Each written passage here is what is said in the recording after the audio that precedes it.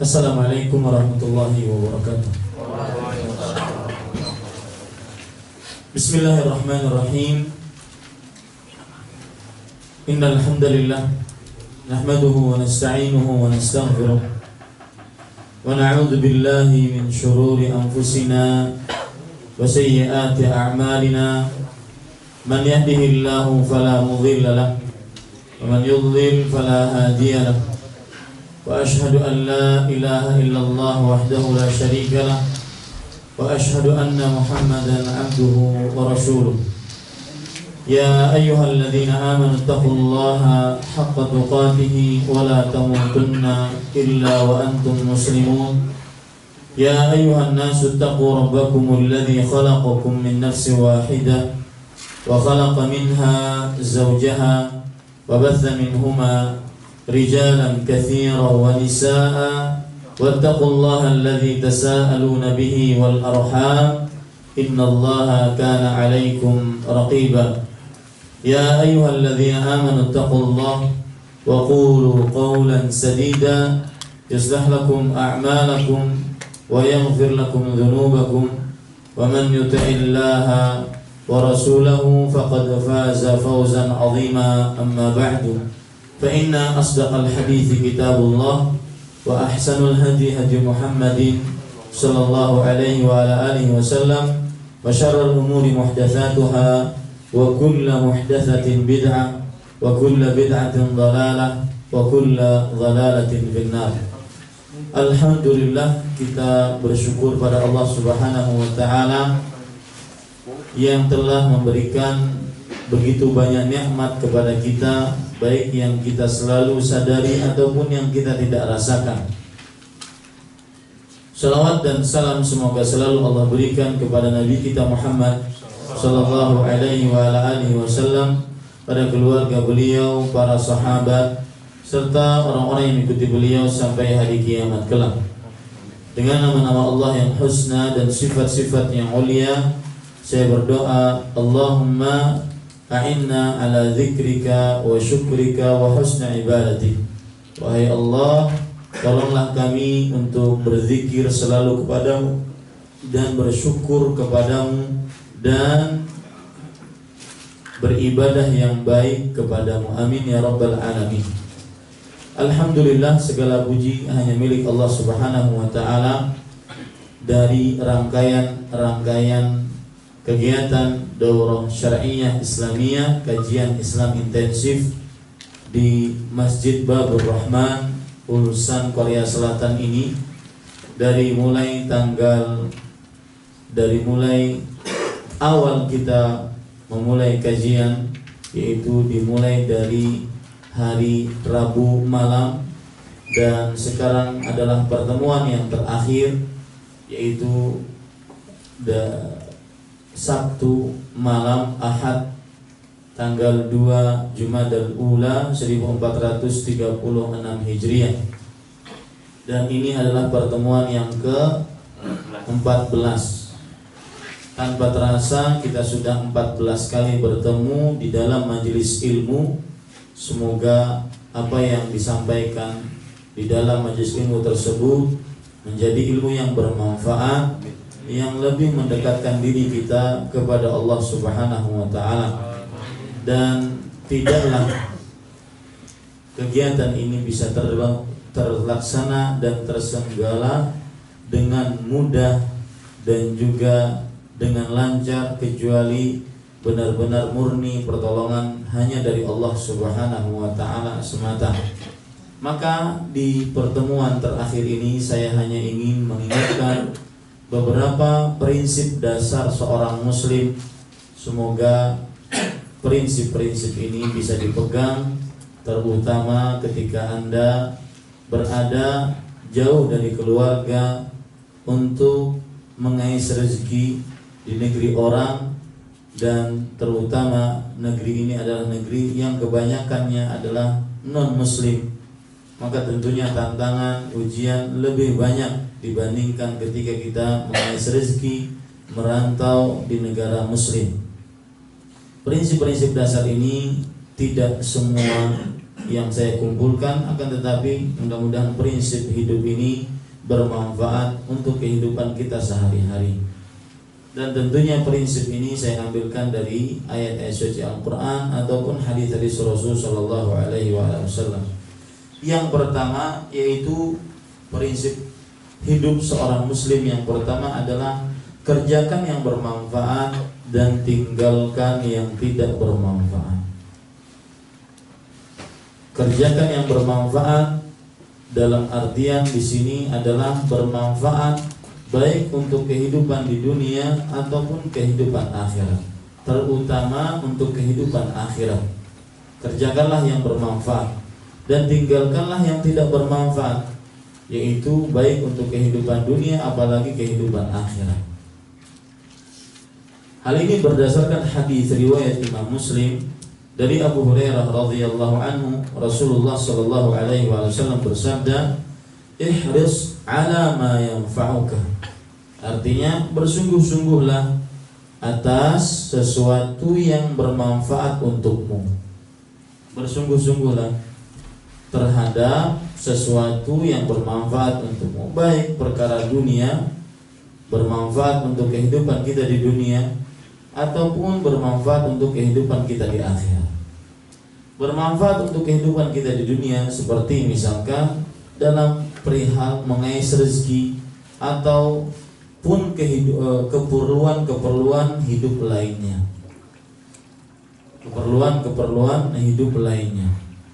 Dan bermanfaat untuk kehidupan akhirat seperti yang sangat bermanfaat untuk kehidupan, bahkan bukan hanya kehidupan akhirat, kehidupan dunia pun juga bermanfaat, yaitu mengerjakan menuntut ilmu agama.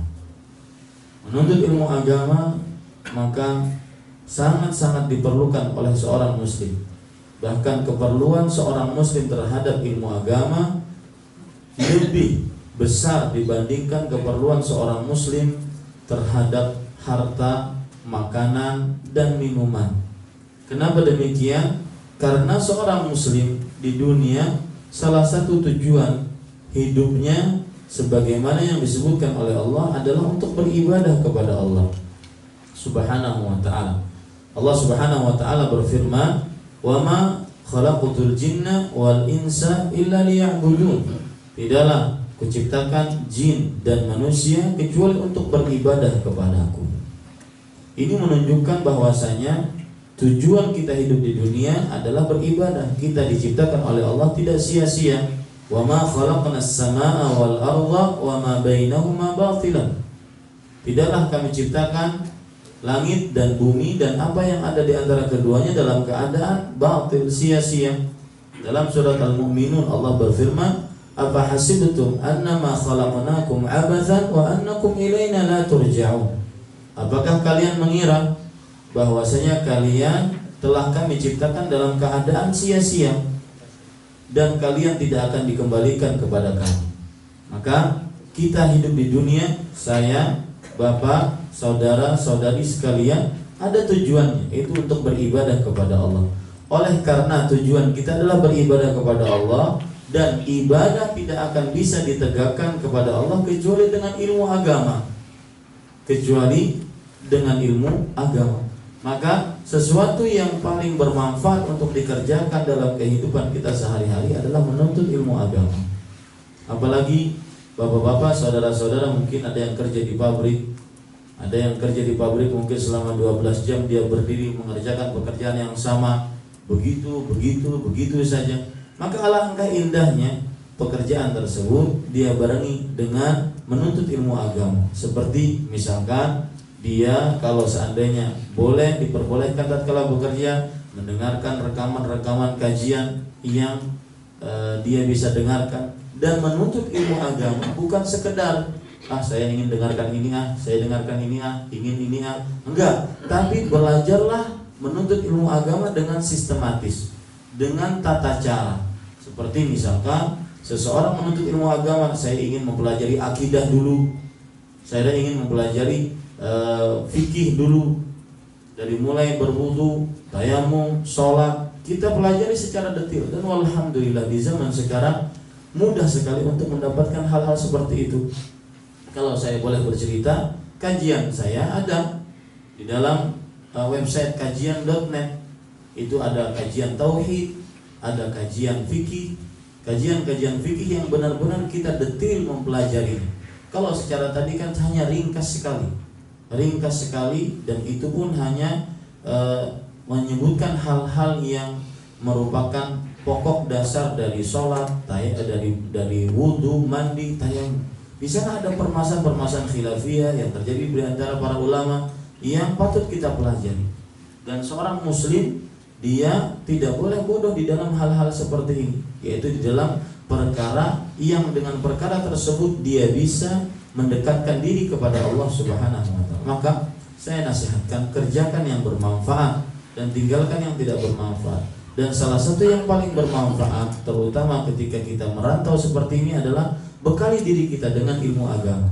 Kita tidak di samping istri, kita tidak di samping anak, yang mungkin kalau seandainya ada istri dan anak, kita tidak mudah untuk belajar, kita tidak mudah untuk menuntut ilmu.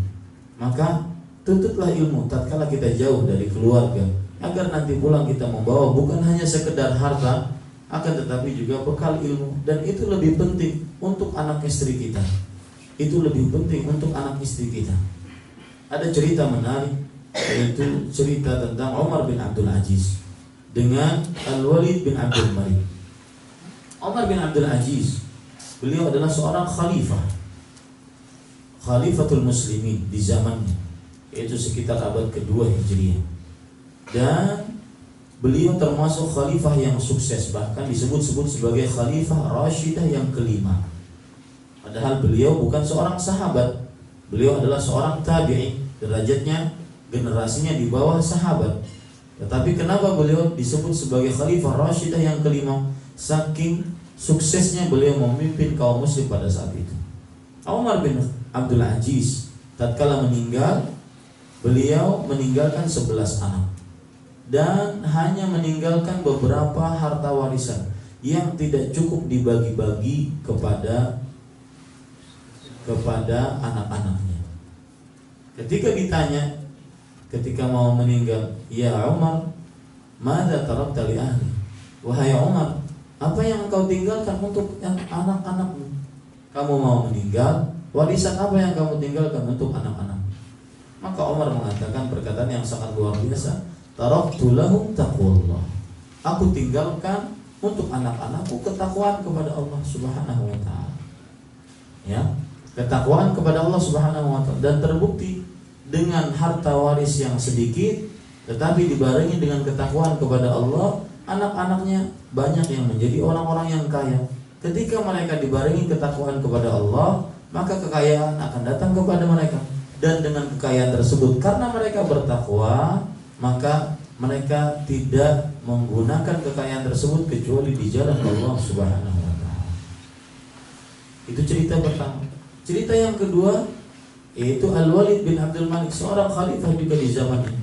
Dia juga mempunyai anak 11 orang. 11 orang. Setiap anaknya diberikan harta waris sekitar 100.000 dinar atau 100.000 dinar, betul, 100.000 dinar.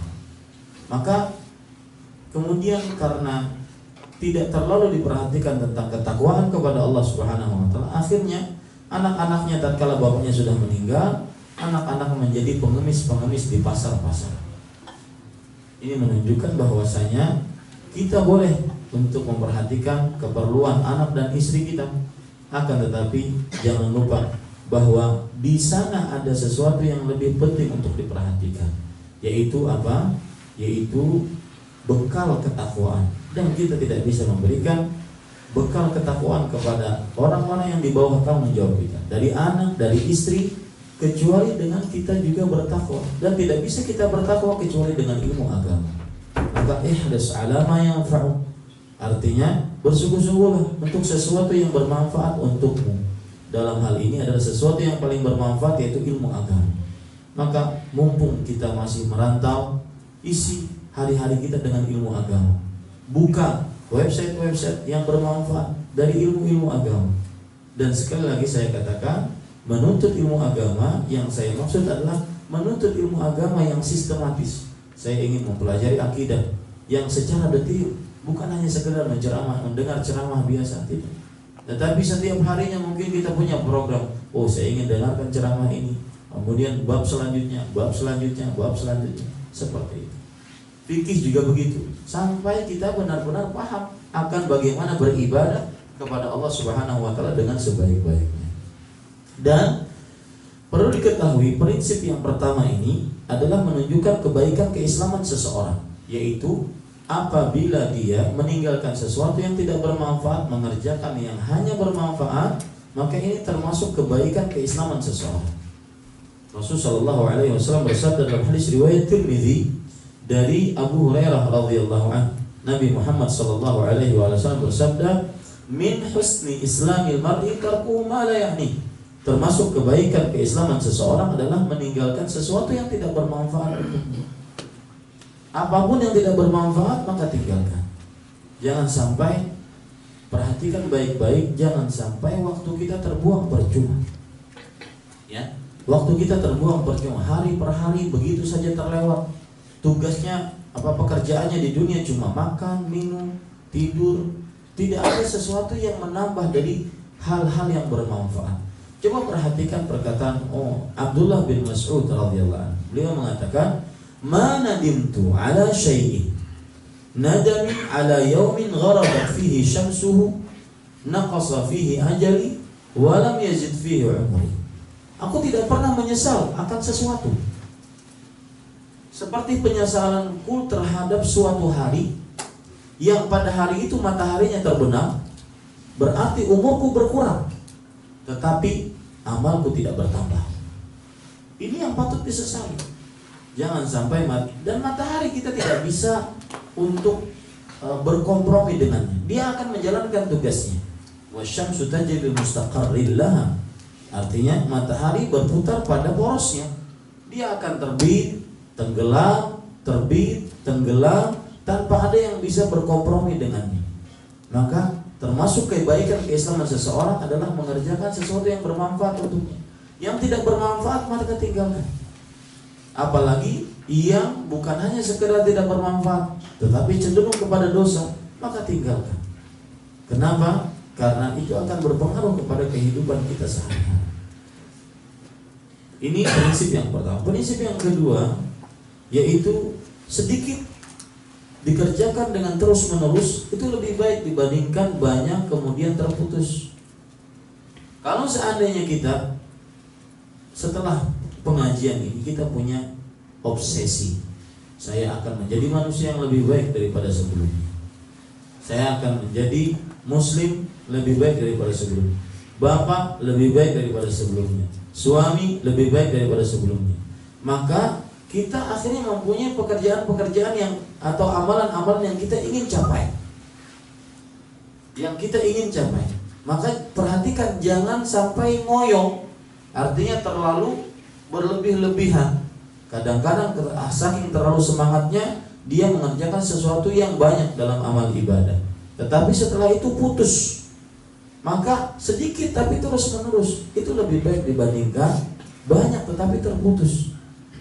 Yang misalkan menghafal Quran,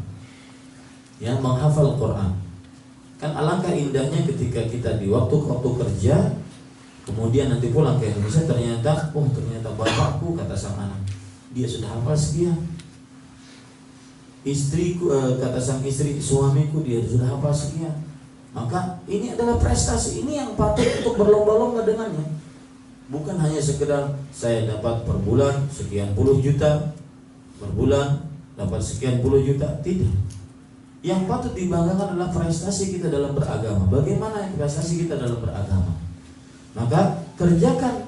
Kalau seandainya kita ingin merubah diri, saya akan merubah diri. Misalkan saya membaca Al-Quran, setiap kali pulang kerja saya membiasakan untuk baca Quran. Seperti yang saya bilang, kita jauh dari keluarga, ya. Orang yang berkumpul dengan keluarga tidak akan semudah itu dia meluangkan waktunya. Karena di tengah keluarga ada istri ingin ngobrol, istri ingin diperhatikan, anak ingin kita bercanda dengannya, anak kita ingin ajari. Ada sesuatu yang kadang-kadang menghabiskan waktu seseorang. Meskipun itu ibadah, Nah, tatkala kita sendirian, maka pada saat itu kita gunakan waktunya sebaik-baiknya. Misalkan seseorang ingin baca Quran, seseorang ingin menghafal Quran, seseorang ingin baca buku, memperdalam agama, dikerjakan sedikit tetapi terus menerus. Ya, kalau bisa banyak terus menerus itu lebih baik lagi. Tetapi biasanya kalau banyak maka langsung terputus karena merasa berat dirinya. Apalagi kalau belum terbiasa. Maka sedikit terus menerus lebih baik dibandingkan banyak terputus. Dan dalil yang menunjukkan akan hal itu adalah Rasulullah SAW bersabda sebagaimana perkataan Aisyah radhiyallahu anha riwayat Bukhari. Wa ahabbus Nabi ceritanya lam yakunin Nabi sallallahu alaihi wasallam yasumu syahran aktsara min Sya'ban. Nabi Muhammad sallallahu alaihi wasallam tidak pernah berpuasa yang sunnah lebih banyak dibandingkan bulan Sya'ban. Artinya beliau di bulan Sya'ban sering berpuasa sunnah. Ini mungkin sebagai prefer untuk setelah bulan Sya'ban apa? Ramadan. Mungkin sebagai persiapan agar nanti di bulan Ramadan tidak kaget. Fa innahu kana yasumu Sya'bana kullahu. Maka Nabi Muhammad SAW sering berpuasa bulan Sya'ban seluruhnya. Artinya hampir hari-hari, setiap hari Rasulullah SAW berpuasa di bulan Sya'ban. Tapi tidak ada puasa yang Rasulullah SAW menyempurnakan satu bulan penuh kecuali bulan Ramadan. Maka kebanyakan hari saja maksudnya itu. Kebanyakan hari beliau di bulan Sya'ban beliau berpuasa. Kemudian beliau bersabda, "Khudhu minal amali ma tatiqun." Artinya, ambillah, beramallah sesuai dengan kemampuan.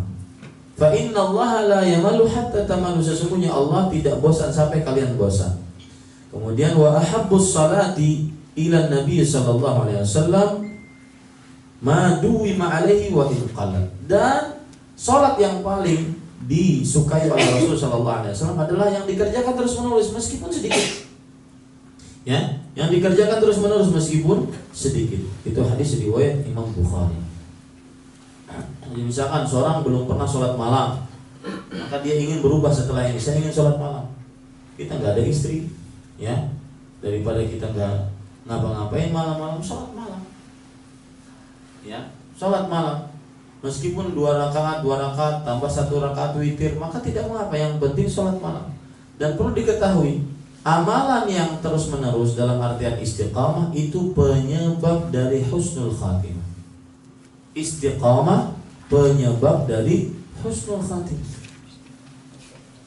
Istiqamah, orang yang terus menerus meskipun sedikit, itu adalah termasuk daripada penyebab husnul khatimah. Kenapa? Karena mungkin ketika dia terus menerus mengerjakan amal ibadah tersebut, pas dicabut nyawanya oleh malaikat maut, maka pada saat dia sedang beribadah. Adapun orang-orang yang banyak amalnya kemudian terputus lama, mungkin pas dicabutnya saat lagi terputus. Mendingan kalau hanya sekedar terputus tidak melakukan maksiat, pas terputus melakukan maksiat, maka ini namanya su'ul khotimah. Maka hati-hati para ikhwan sekalian. Artinya kontinuitas dalam beramal itu diharapkan mendatangkan husnul khatimah. Ya. Dalil yang lain yang menunjukkan akan bahwasanya sedikit tetapi terus menerus itu lebih baik dibandingkan banyak terputus. Hadis riwayat Imam Abu Daud. Rasulullah SAW bersabda, "Uklufu minal amali ma tutiqun." Kerjakanlah amalan-amalan yang kalian sesuai dengan kemampuan kalian. Fa innallaha la yamalu hatta tamalu wa inna ahabbal amali ila Allah adwamuhu in qalla. Sesungguhnya Allah tidak akan pernah bosan sampai kalian bosan. Dan sesungguhnya amalan yang paling disukai oleh Allah adalah yang dikerjakan terus-menerus meskipun sedikit. Sedekah misalkan, ya, setelah kajian intensif ini saya akan mulai sedekah, saya akan mulai berinfak. Maka pada saat itu meskipun sedikit setiap bulannya, tetapi itu lebih baik dibandingkan tidak sama sekali. Ya, ini prinsip yang kedua. Prinsip yang ketiga, para ikhwah sekalian dirahmati Allah, yaitu jangan pernah ulangi kesalahan yang sama 2 kali. Jangan pernah ulangi kesalahan yang sama 2 kali. Dalam hidup seorang muslim pantang untuk menjadi seorang yang dungu. Contoh orang yang dungu adalah dia melakukan kesalahan yang sama 2 kali. Tahu di depan dia itu ada lubang, tapi dia jalan di jalan yang sama dan masuk kepada lubang yang sama. Kenapa dia tidak mengambil mengambil pelajaran dari sebelumnya? Maka maksud saya dengan prinsip ini adalah, kalau seandainya hari ini saya tidak bisa menambah hafalan, menambah bacaan Al-Quran, maka pada saat itu jangan melakukan kesalahan yang sama. Dalam artian dalam pengaturan waktu, jangan lakukan kesalahan yang sama. Kalau seandainya saya tidak sanggup untuk berhubungan dengan perempuan, ya, terutama dalam keadaan musafir seperti ini, merantau, maka jangan pernah melakukan kesalahan yang sama 2 kali. Terutama hal-hal yang berkaitan dengan lawan jenis, ya. Dan ketika kita mengkhianati istri kita yang sah, maka istri pun akan juga pada suatu saat bisa-bisa mengkhianati suami. Ya, ini hati-hati para ikhwan yang dirahmati oleh Allah Subhanahu wa taala. Dalil yang menunjukkan akan hal ini adalah hadis riwayat Muslim, la yuldagul mu'min min juhdin wahidin marratain. Artinya orang beriman tidak akan masuk ke dalam lubang yang sama 2 kali. Tidak akan masuk ke dalam lubang yang sama 2 kali. Salah pengaturan waktu misalnya, harus diatur waktunya Pak. Harus ada planning dalam hidup.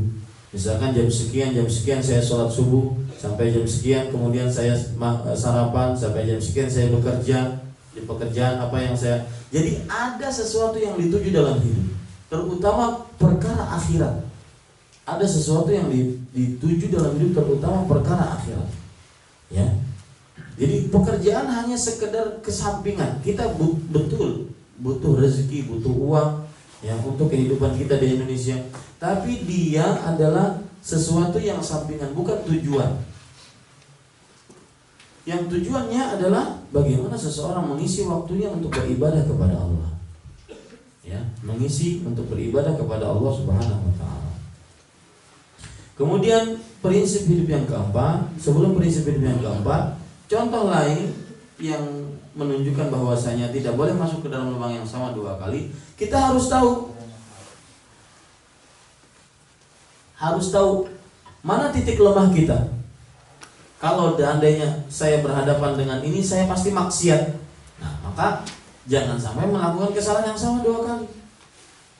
Ya, kalau tahun kemarin, misalkan waktu terbuang berjamaah, 2 tahun saya di sini, waktu terbuang percuma, tidak ada perkembangan sama sekali dalam sisi agama. Saya berbicara tentang sisi agama, prestasi ibadah.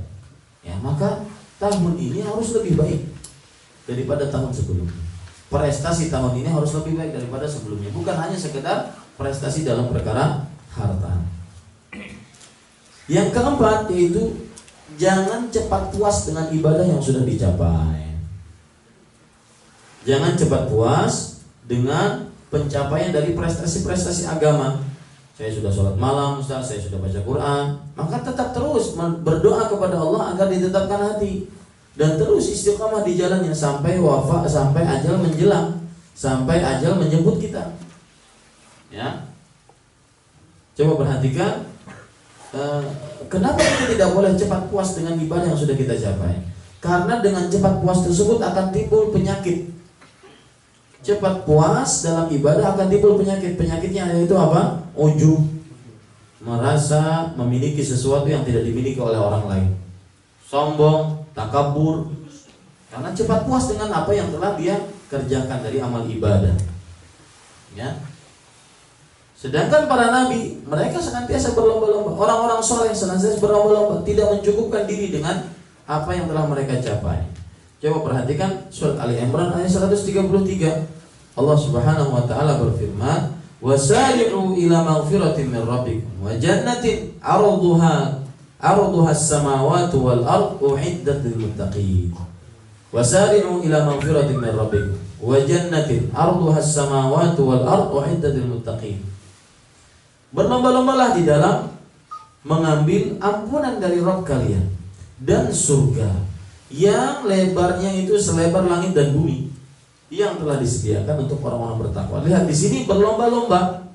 Jangan merasa cepat puas dengan amal ibadah yang telah kita kerjakan. Karena dengan cepat puas tersebut seseorang akhirnya ujub, kemudian yang lebih parah lagi meremehkan maksiat. Oh, saya sudah berumrah sekian kali, berhaji sekian kali. Ada orang Pak dinasihati kawannya, tetangga menasihati tetangganya. Kemudian dia bertanya kepada saya, Ustaz, gimana caranya menasihati tetangga yang sulit sekali diajak sholat berjamaah di masjid?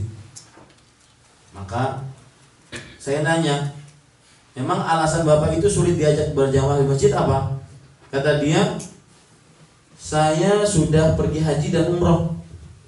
Sedangkan ketika haji dan umrah kita sholat di Masjid Nabawi dan Masjidil Haram. Satu kali sholat di Masjidil Haram itu 100.000 sholat. Sedangkan orang yang nyuruh saya ini gak pernah pergi ke Mekah dan Madinah.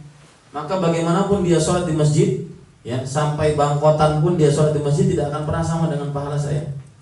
Satu kali sholat di Masjidil Haram 100.000. 100.000 itu berapa tahun? Kalau satu hari itu 5 kali, sebulan 150 kali.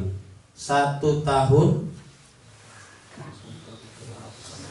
150 kali. Satu tahun 150 kali 12 1.800 kali. 1.800 kali. Ini 100.000 kali. Berarti berapa tahun, berapa bulan, berapa hari? Sekitar 54 tahun 6 bulan 20 hari. Satu kali sholat. Makanya ada orang yang menyombongkan diri tadi, sholat jamaah aja sana sampai bangkotan, nggak akan sama pahalanya dengan saya. Itu satu kali sholat. Sedangkan saya di Mekah ataupun di Madinah 5 hari. Kalau orang haji mungkin sampai setengah bulan. Satu kali sholat itu 100.000 sholat. Bagaimana kalau seandainya setengah bulan, berapa kali, berapa tahun? Maka di sini dia ujub, di sini dia merasa amal ibadahnya diterima oleh Allah Subhanahu wa taala. Itu lebih parah ya. Maka hati-hati para ikhwan yang dirahmati oleh Allah Subhanahu wa taala.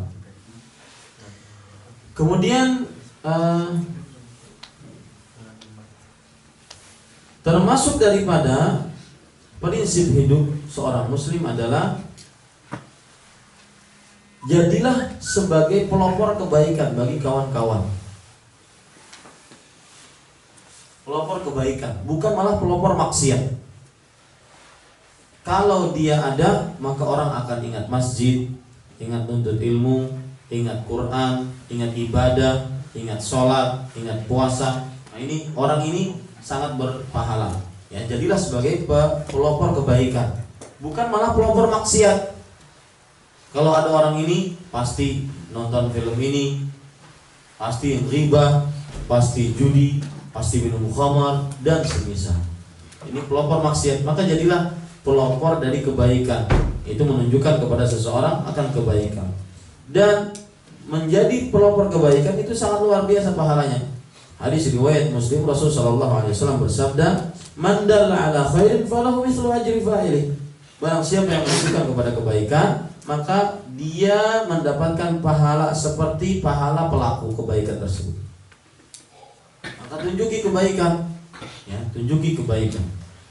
Ini para ikhwan yang dirahmati oleh Allah Subhanahu wa taala.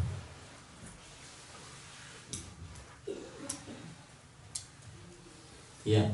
Kemudian prinsip hidup yang keenam, yaitu para ikhwan yang dirahmati oleh Allah Subhanahu wa taala adalah jangan lupa berdoa. Seorang muslim pantang tidak berdoa setiap harinya.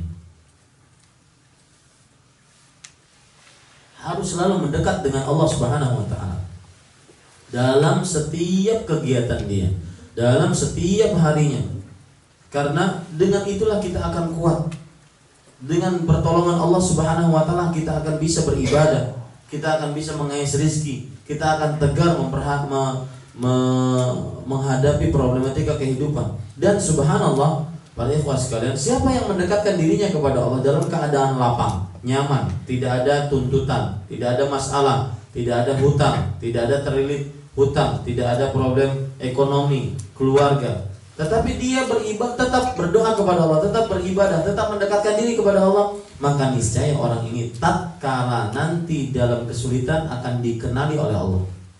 Hadis riwayat Tirmidzi, Rasulullah SAW bersabda, ta'arraf ila Allah fil raqa ya'rifka fil syiddah. Artinya kenali Allah dalam kelapangan, niscaya Allah akan mengenalimu dalam kesempitan. Kenali Allah dalam kelapangan, niscaya Allah Subhanahu wa taala akan mengenalimu dalam kesempitan. Jangan lupa berdoa kepada Allah Subhanahu wa taala. Ya, jangan lupa berdoa kepada Allah Subhanahu wa taala. Ini yang keenam.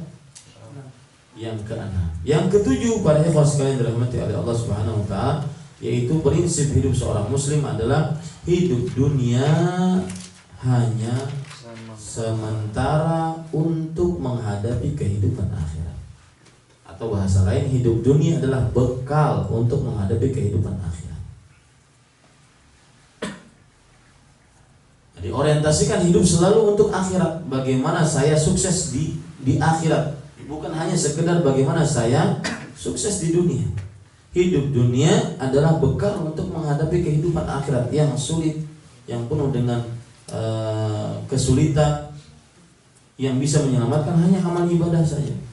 Allah Subhanahu wa taala berfirman, wal akhiratu khairun wa abqa. Wal akhiratu khairun wa abqa. Kehidupan akhirat lebih baik dan lebih kekal. Kehidupan akhirat lebih baik dan lebih kekal. Para ikhwan yang dirahmati oleh Allah, itulah kira-kira prinsip hidup seorang muslim yang senantiasa dia lakukan dalam kehidupan dia sehari-hari. Maka jangan sampai prinsip tersebut lepas dari diri kita, karena kehidupan ini hanya sementara dan kita akan menghadapi kehidupan yang hakiki setelah kehidupan akhirat, setelah kehidupan dunia ini. Ini yang bisa saya sampaikan, dan saya ucapkan alhamdulillahilladzi bi ni'matihi tatimmus shalihat. Segala puji hanya milik Allah yang dengan nikmat-nikmatnya selesai amalan-amalan saleh. Tidak ada kemudahan, tidak ada kelancaran kecuali berasal dari Allah Subhanahu wa taala. Mudah-mudahan yang disampaikan menjadi ilmu yang bermanfaat dan menjadi bekal dalam kehidupan kita sehari-hari. Dan sebelum saya tutup daurah ini, maka saya katakan siapa saja yang ingin bertanya tentang perkara-perkara agama, maka dipersilahkan baik melalui Facebook ataupun nomor telepon. Silahkan dicatat mungkin nomor teleponnya plus 622 plus 62 plus 62 8 22 2004 2004 7000 plus 62 822 2004 7000. Ya, kalau mau lewat telepon mau WhatsApp dengan nomor yang sama, lain juga dengan nomor yang sama.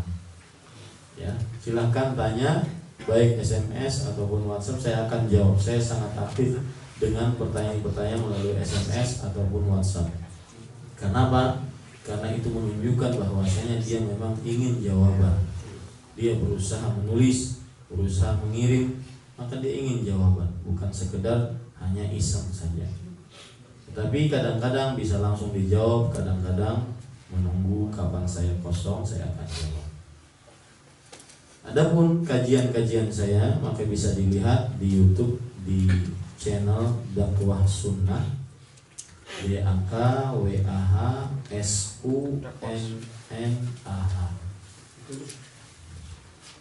DAKWAHSUNNAH.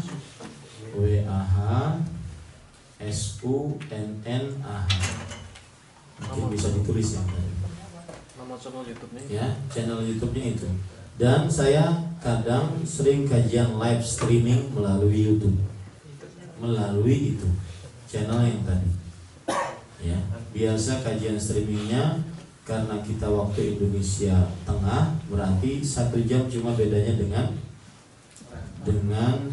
Korea.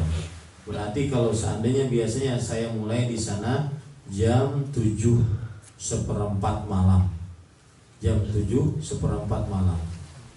Ya, itu kajian-kajian live yang saya baca kitab, bukan ceramah. Kajian live yang saya baca kitab. Tiap hari. Malam malam Selasa kitab Bulughul Maram. Malam Selasa kitab Bulughul Maram. Malam Rabu kitab Bulughul Maram itu berarti kita mempelajari fikih. Ya, siapa yang ingin belajar fikih, tata cara dari mulai ini baru-baru dimulai, dari mulai tata cara wudhu, ya. Tapi tidak seperti tadi. Seperti tadi kan ringkas sekali. Kita baca hadis per hadis. Pelajaran-pelajaran dari hadis tersebut apa? Kemudian malam Rabu kita mempelajari adab. Adab yaitu membaca kitab Riyadhus Shalihin. Membaca kitab Riyadhus Shalihin agar adab kita sesuai dengan petunjuk Rasul sallallahu alaihi wasallam. Kemudian malam Kamis ini adalah kajian yang paling ramai di masjid saya, Masjid Imam Syafi'i. Malam Kamis itu membaca kitab Tauhid. Kita belajar akidah. Dan waktunya hampir-hampir sama, jam 7, jam 7:15, berarti di sini jam 8, jam 8:15. Masih kerja?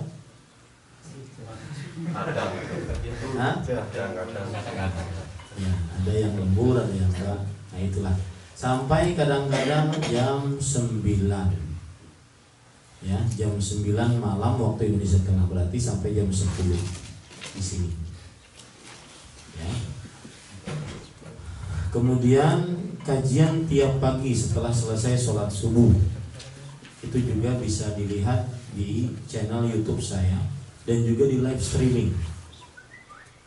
Di live streaming melalui audio bisa, ya. Dan kalau seandainya Anda pakai Android, maka silakan download aplikasi Dakwah Sunnah. Di sana ada Dakwah Sunnah, aplikasi Dakwah Sunnah. Kalau melalui Android, DAKWAHSUNNAH, Dakwah Sunnah.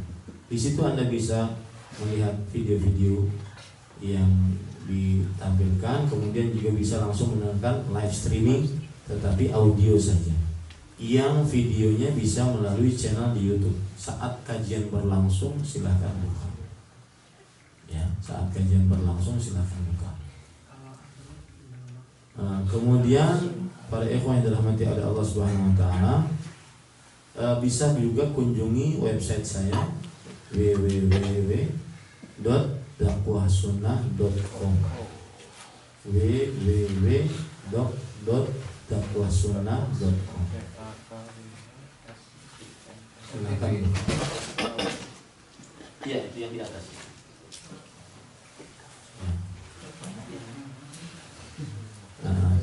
Ya. Dan Dakwah Sunnah itu dia 24 jam nonstop ada kajiannya. Cuma kadang-kadang ada rekaman.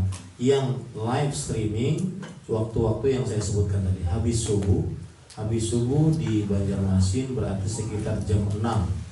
Berarti di sini jam 7 sampai kira-kira jam 7 kurang seperempat. Jam 7 kurang seperempat. Berarti di sini jam setengah 8 dan jam 8 kurang seperempat. Ya, seperti itu. Itu pagi. Setiap pagi kecuali hari Sabtu dan Ahad. Setiap pagi kecuali hari Sabtu dan Ahad. Ini kesempatan Bapak-bapak sekalian. Kalau seandainya ingin mengikuti, misalkan saya lebih condong ke permasalahan fikih, Ustaz, silahkan ya buka kajian saya di kajian.net. Kajian.net itu nanti ada kajian Bulughul Maram. Nah, Bapak bisa mengikuti dari pertama 1, 2, 3. Nah, maksud saya adalah tuntut ilmu dengan sistematis, bukan hanya sekedar nyari di YouTube tentang ini, dengerin ya. Tapi nuntut ilmunya dengan sistematis sehingga kita benar-benar berilmu secara mumpuni, bukan hanya sekedar mendengar.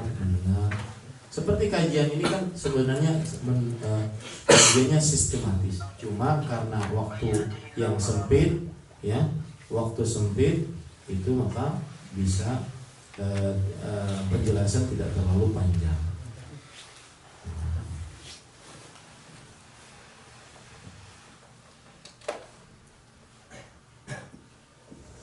Ya, kira-kira itu. Ada yang bertanya? Kenapa? Tim BB ada? Silahkan dicatat saja. Tim BB hanya 5 2 9 Fanta FF maksudnya. Double F 82 522 9 FF 82. Apalagi 522 9 FF 82.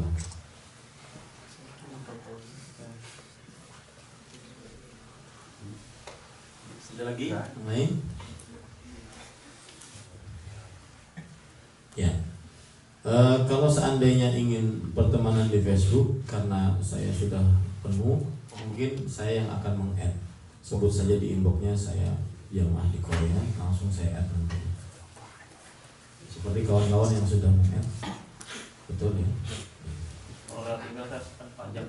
Ya, email saya ahmadzainuddin62@gmail.com.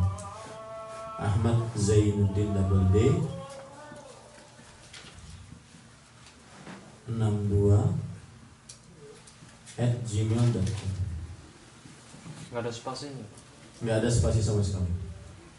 Dan kalau ingin tahu semua data-data saya ini ada di website. Buka websitenya, di situ ada tentang kami. Ya, semua yang ada di sini ada insya Allah. Jadi tidak salah maksud saya. Websitenya www.dakwahsunnah.com. Ya nasihat dari hati ke hati saya, isi waktunya. Kemudian harus punya target hidup di sini. Dalam artian jangan terlalu berlama-lama. Karena bagaimanapun mengerjakan syiar Islam di tengah-tengah kaum muslim lebih mudah dibandingkan mengerjakan syiar di tengah adalah non-muslim. Dan kalau seandainya sudah selesai hajat kita di negeri ini, maka mungkin kita mencari pekerjaan yang lebih halal.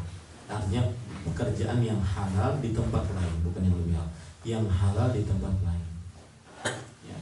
Tidak mengharamkan pekerjaan di sini, akan tetapi karena kesulitan seseorang untuk beribadah, makan terutama, yang kita tidak lepas dari makan dan minum. Ya. Kemudian alat-alat sesuatu kecantikan misalkan, ataupun alat-alat yang berkaitan dengan krim-kriman, maka ini kan tidak semudah ketika kita di tengah-tengah kaum muslim. Maka saya nasihatkan harus ada target, banyak-banyak berdoa kepada Allah. Jangan lupa, seorang hamba tidak boleh lepas dari Allah Subhanahu dalam perkara apa. Allah pasti akan menolong orang-orang yang benar-benar meminta dengan tulus kepada Allah Subhanahu. Yang terakhir saya katakan, apa saja dari perbuatan dan perkataan saya yang menyinggung dan tidak pantas, maka saya mohon maaf. Mudah-mudahan kita bisa bertemu kembali dalam kesempatan yang lain. Kalau seandainya tidak bisa bertemu di dunia, maka saya ucapkan sampai jumpa di surganya Allah Subhanahu wa ta'ala. Subhanakallahumma wa bihamdik, asyhadu an la ilaha illa anta, astaghfiruka wa atubu ilaik. Wassalamualaikum warahmatullahi wabarakatuh.